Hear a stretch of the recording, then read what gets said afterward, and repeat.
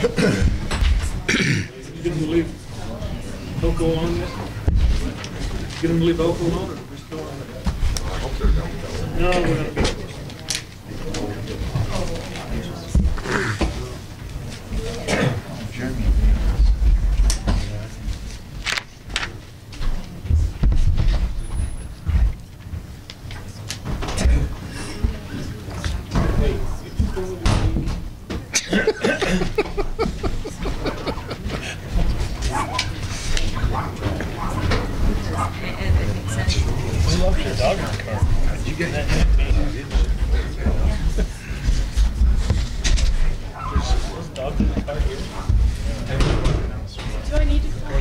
It's very cold out there.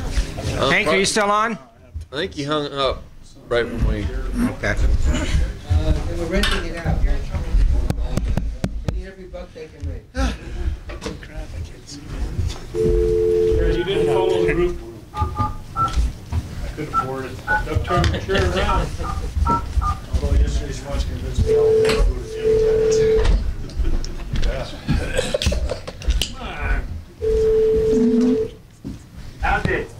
Hey, how you doing, Hank? Good. You ready? Okay, we're gonna get started again. That's basically we're on agenda item number 20A. First reading of Commission Policy number 27, Protection of Nevada Wildlife Resources. The Commission will have a first reading for proposed changes to Commission Policy number 27. The Commission may choose to retain Policy 27, modify all or part of Policy 27, or to eliminate Policy 27 in its entirety. Okay, so in our support materials, number 20A, we have Policy 27, and so what we're going to do is we're going to look at this and see if we want to make any changes. So maybe the best way to do this is just to kind of go down the policy. Number one, basically is our reiterating, that wildlife is a resource of the state of Nevada, the people of the state of Nevada. Two, Nevada's law and policy includes providing Nevada citizens accessibility to wildlife for their shared recreations. The Nevada Department of Wildlife, number three, Nevada Department of Wildlife, in conjunction with the Wildlife Commission, has the authority, power, and duty to administer and carry out the state Nevada's wildlife policy consistent with state law. 4, wildlife management under this policy includes maintaining healthy populations, balancing predator and prey relationships, providing hunting and recreational opportunities for game species, and addressing conflicts between wildlife, people, and businesses.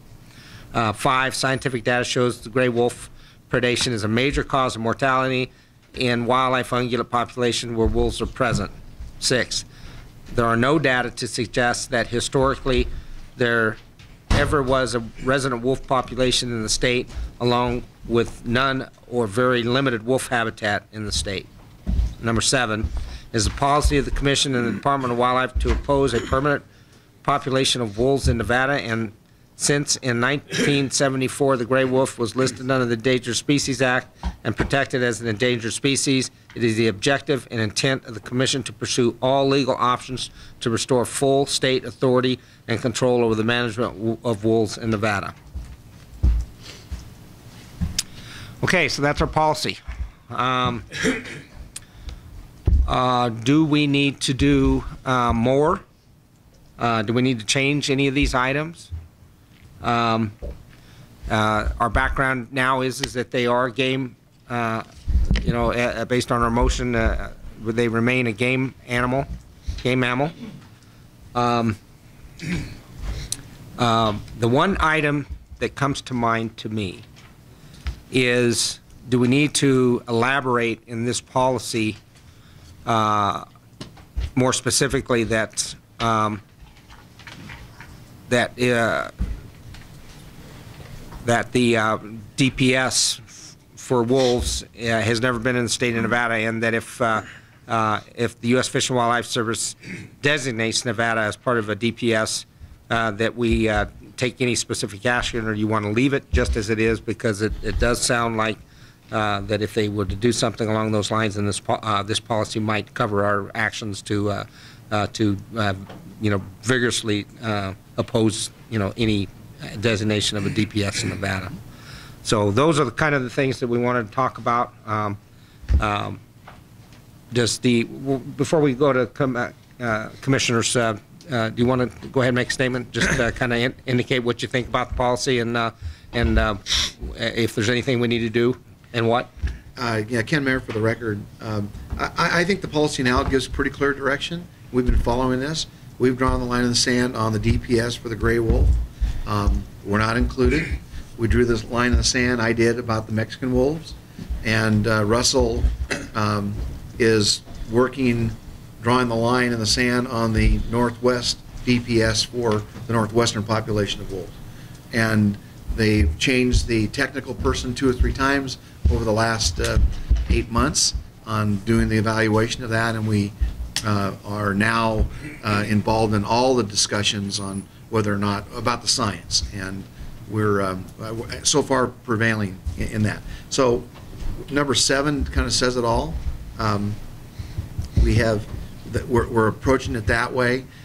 Just to respond to Mr. Belding, the reason we don't have a management plan is that when I went to the service and what I wanted to do, and the offer was at the time was Bob Williams, that we developed a management plan working closely together. Okay, so that we would have a set of actions in place in a management plan that the service already bought off on. That's the best way to do it, quite frankly. We can have all the arguments, between us as we developed that management plan. I was asked to not pursue that at this point because of the delisting, and because it's such a litigious situation that they were concerned that if they got involved with Nevada, talking about a Nevada management plan, that would give another avenue for the defenders or whoever was going to sue to slow down the whole delisting process. Since we were not part of the DPS, we're not in any threat, it seemed to me to be a reasonable thing to acquiesce, to let them continue with the delisting process, because that's just going to benefit us, quite frankly, and makes our plan a whole lot different that if it's delisted than if it remains listed. So we need to revisit that. I made a note. I'm glad that Mel brought this up. I'll contact the new Bob Williams. His name is Ted Cook, and we'll talk about kind of where we go from here. And my whole intent here is to put Nevada in a strategy, a success that we have a chance of succeeding, to accomplish the desires of this commission and what I hear from the cabs. And we understand how the process works. We want to try to see if we can get the process to work.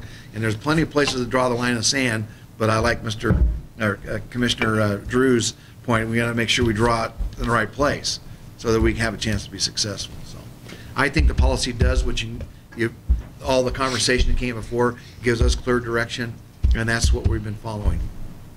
Okay. Then I'll go ahead and bring it back to the commission. Commissioner Rain. I think I just basically wanted to mention, if the commissioners weren't here, or if you guys remember, when this came about, just remember how it went. This was a fairly contentious issue, but none of these items that were on here, these 7, they were basically unanimous. Everybody liked these. Some people wanted some other things, and actually how it ended up going, I believe it was a motion by Mr. Cavan, seconded by Mr. Wallace, and I just noticed was reading the minutes, and Mr. Cavan, Wallace, McBeath, Capurro, and Shrum were in favor. Lent and Howell were opposed, and the chairman didn't vote, and somebody else was absent. But that's how it went. It was a 5-2 thing. But these items, as I remember, I don't remember the cabs having a problem with any of these items at all. A few comments, but this was basically the non-controversial portion of what we were talking about. Okay. Thank you. Any other commission comments? Go ahead, Commissioner Drew. Just the comments I had were pretty minimal. I mean, the title is Protection of Nevada Wildlife Resource. In my opinion, it's a policy specific to wolves, and I think it should be named as such. But if Ken thinks it gives him the authority to do what he needs to do, and we don't necessarily need to add the other species of wolf to this, then really my suggestions are pretty minimal at this time. Other than that, I really had no issue with the policy is written. Commissioner McNinch. Thank you, Mr. Chairman. I wasn't really going to make a comment, but now that I see Mr. Drew had a similar thought than I did, I'll go ahead and, that was basically the same thought that I had. You could accomplish the same basic things with 1 through 4 without 5, 6, and 7 in there. 5, 6, and 7 are specific to a species. This is kind of intended to be a broad policy in some sense. And, that's the, I felt that was, to leave it more generic would be more appropriate. We don't get species specific in many of our other policies that I'm aware of. Not as a matter of routine, we don't, so. Okay, well, if there's no other commission comment other than that, I'll take it out to the public, and this is still part of an action an action item. So I'd like to kind of hear what the CABs had to say about this particular policy, and any other members of the public. So why don't we go ahead? Do we have cards on this, or everybody should? Put all the 20 cards in another stack because I think they were speaking on the first one. I can look, but I don't know if their cards even contain. Well, why don't we'll just call up any members of the public want to go ahead and comment on this part of the agenda, item 20A. Come on up, Gil. For the record, Gil Yannick, Carson Advisory Board, our advisory board was in favor of Commission Policy 27. We thought it says what it needs to say, and we were very happy with it. Changing hats here, Gil Yannick, as private citizen, has a question, and I wish Dag was here to maybe answer it. It says in the first section here that all wildlife, including all wild animals, wild birds, and fish within the state are hereby declared to be the property of the state of Nevada.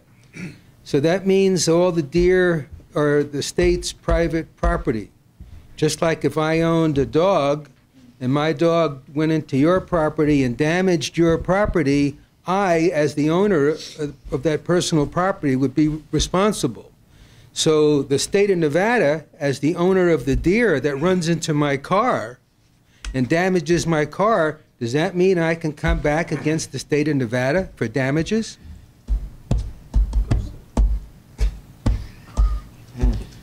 Can we just take that as a rhetorical question, or?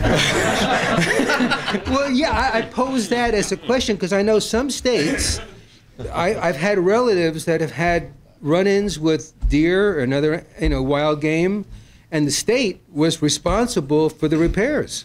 Well, because they didn't maintain or control that deer from running into the car. What happens when a mountain lion takes sheep from a rancher? Absolutely nothing. He had a good meal, right? Yeah. Licks his lips. If it's on the Forest Service, you even have a preemptive strike. And anymore it's the same way on the BLM. You used to be able, if you saw a lion track and he was near your animal, you could actually pursue that mountain lion. Now you have to have a kill first, and you suffer the loss. And if everything works right, you can get the lion, but it doesn't always work that way. So it's part of this business, just like the coyote, just like the bobcat, and anything else, predators on your domestic livestock, you just kind of are stuck with it. So God bless the antelope, because as soon as they start hatching, the coyotes leave us alone and go eat all the baby antelope. So that does keep us in business. But I appreciate that, Commissioner Vogler. My question, though, is if a person brought forth action against the state, has it been tried? Do we know if there's precedents? I think that it would take a pretty liberal state or a liberal judge to take that point. If it's a non-migratory animal, I don't think that anybody beyond the state would be responsible for it, but I don't think the state could say that they were responsible unless there was a specific law passed, because that animal, by definition, is owned by no one. But we're stating here that it's the private property of the state. Mr. Chairman, can I just jump in here? It actually doesn't say that. It says that it is part of the natural resources belonging to the people of the state of Nevada. It doesn't say that it's a private property of the state. Actually, I think the point that's being made is that we, in setting forth policy 1, we do say it was declared to be the property of the state of Nevada, and then we, as a citation for that, we indicate that it's part of the natural resources belonging to the people of the state of Nevada. So we have some and so maybe the point here is that maybe we shouldn't be saying it's the property of the state of Nevada. Maybe we just Management authority. Yeah. Why don't and maybe Right, and NDOW manages the resources for the benefit of the people, but there's nothing in statute that says that it's the private property of the state. But why do we are declaring something in the first sentence there? Is there a conflict between the first sentence and the one in parenthetical? I understand what Gil's saying, and I think this is a good point. Maybe we resolve it by just having the NRS quote as number 1, and we just eliminate the entire first sentence, and we have in quotes wildlife in the state not domesticated, and then follow it with the site NRS 501-.1100. I can see how that could be misleading and contradictory, so it's probably better if you, since it's here, for you to change it so that it does comport with 501-100. Thank you, Mr. Chairman. Okay, thank you. Good point. Excellent point.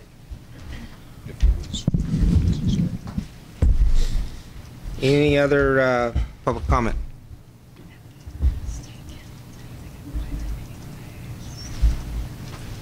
Okay, bring it back to the commission. Commissioner Rain. Thank you. I just throw that, I believe this was drafted by staff, this verbiage. I know it was looked over by previous DAGs. I know they didn't have problems with it. It's such a minor point. It's like, can we move on to the next item? I don't think this is if you guys want to add a new paragraph, if you want to add a couple paragraphs to it and add some new items, it'd make it worth us coming back to another meeting and this and that. But I know this was passed over. I know it was developed by staff. It was and it was approved by various DAGs in the past. So want to change a couple commas. It's not really a good reason to go over a new policy. We've got a lot going on. Okay, any other commissioners have heartburn over this sentence in number 1, or any other comments on the policy? Go ahead, Commissioner Shaw. Mr. Chairman, here's a question for you. Supposedly, on Scott's return home or my return home, either one of us hits a deer or something. Do we sue NDOW or the commission or? Well, that was the question. That is the question that Gil posed. Will we have a course of action? And I think that our DAG, the department's DAG, indicated that no, and plenty of others have indicated no, that no state has taken that position. Even though we're returning from an event where we're required to be there, theoretically. Because I know I have friends who have worked for the state before and have been involved in car accidents and came out on the plus side of it. So. Chairman McBeath. Yes, go. For the record. Yes, go ahead, Hank.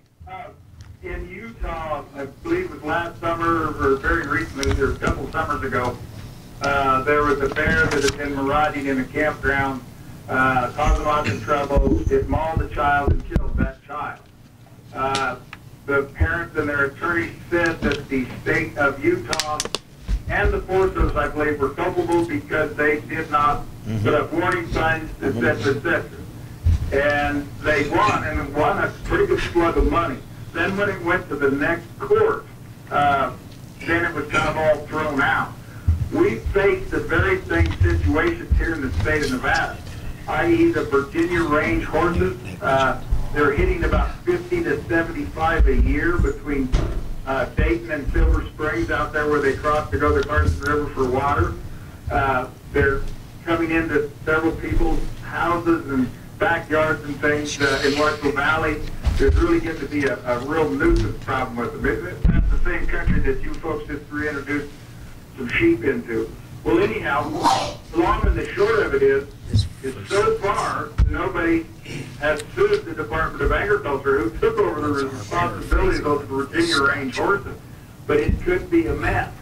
I think that the BLM may have some problems with the other wild horses, but so far, because of the mere nature of it, what I have trouble with is if we stumble down the path of not defining what wildlife is, I'm more than reasonably sure that there's a movement within the Bureau of Land Management to just give us those wild horses and let them call them wildlife, just to walk away from the problem. So I don't know how we put that into script and verse and all that, but that probably ought to be addressed if we're going to call it property. So I'm not so sure that I agree with Mr. Yannick, and I'm not so sure that I don't agree with him. But the whole policy is boiled down, all these situations are boiling down to one thing. When it comes to that Endangered Species Act, whether it's the state chicken, the Mile Lake state chicken that they're trying to call a subspecies in western Nevada, I don't want to face the miners in Elko while they're sitting around for 6 months while the barristers are all arguing and doing summary judgment in some federal district court because we didn't have a proactive program, because we weren't banging people on the head. And we need a plan for all of these subjects, and a plan that is proactive, not reactive, not sitting back and wait. That's what bothers me. As a sportsman, I can live, but bureaucrats do not live by solution. They live by propagating and keeping the problem going. And the more teeth we can put into any resolution that addresses bulls, face chickens, or even the Virginia range horses and wild feral horses, we've got to do it, because it's going to be the people that are working in those mines and the stores in these northern counties that are going to be just like Vegas, out of business and out of a job because we had the opportunity and we let it slip through our fingers because we didn't want to step up. Thank you. Thanks, Hank. I think that NRS 501-100 is really setting forth what is called the public trust doctrine. And from a jurisdictional standpoint, that means that wildlife in the state come under the jurisdiction of the state, unless there's been a federal law that basically takes back that jurisdiction. And so the examples are Endangered Species Act, Migratory Bird Treaty Act, and of course, maybe not wildlife, but the horse, obviously the horse issue has been taken out of our hands as far as the state as well. So when the Fed speaks, when Congress speaks and says that we now have jurisdiction over particular wildlife, then that takes us out of the state's control. But everything else belongs, our natural resources belong to the state, and that's the public trust doctrine over wildlife. That's the way I understand what this provision is. But to state that it is the property of the state of Nevada, I don't know if that's technically correct. And so that's really the question that we're dealing with here is because I remember back when we did this is that I'd actually recommended that we put the actual quote in to make it clear. And in retrospect, I'm wondering if we shouldn't have just done that in the first place. Having looked at this, do you have any comment? Well, I mean, what I'd like to do is look at it in some more detail and maybe look at what other agencies have done with a similar situation. But I don't know that by putting the words, be the property of the state of Nevada, that it's really changed the responsibilities of the commissioners anymore. I don't think that that's magic language that has put more responsibility on you than is perhaps already there. Yeah. And Mr. Yannick actually raised the issue is by this language, if somebody hits a deer and their car is damaged because the deer is the state's property, does the owner of the car now have a cause of action against the state? And are we causing ourselves problems by this language? And so I guess as a matter, what we do as a policy isn't going to make any difference. It's ultimately going to be determined on law. So Yeah, that's my take right now. Is I don't think that this language is putting any more liability on the state than is otherwise generally there. okay, so we've had a lot of discussion. Any other comments on policy 27? Other than reiterating, If you're just going to repeat yourself. just going to reiterate that we did have this discussion with previous DAG about these items, and that did result in putting the NRS quote in there to further clarify. And we did have other DAGs look at it in the past, and everybody was cool. And I think basically what we just heard, so that's more than one opinion we've already had that this is cool. Okay. Thanks. Commissioner, You looking for a motion? well, we have a policy that's as is. We either do nothing and it stands, or if you make a motion, you make a motion to change it. Do No. nothing. I thought there was an option to make a motion to leave it alone. No, you That's don't an need to. option. Okay. That's legal. Yeah, I guess you could do that, but I mean, it's Move to leave it probably alone. not necessary. If Move to I leave it call for a alone. motion and nobody makes a motion, we're moving on. Okay, let's move on. Okay, anybody else want to make a motion? Okay. We are now on reports, informational. 21A.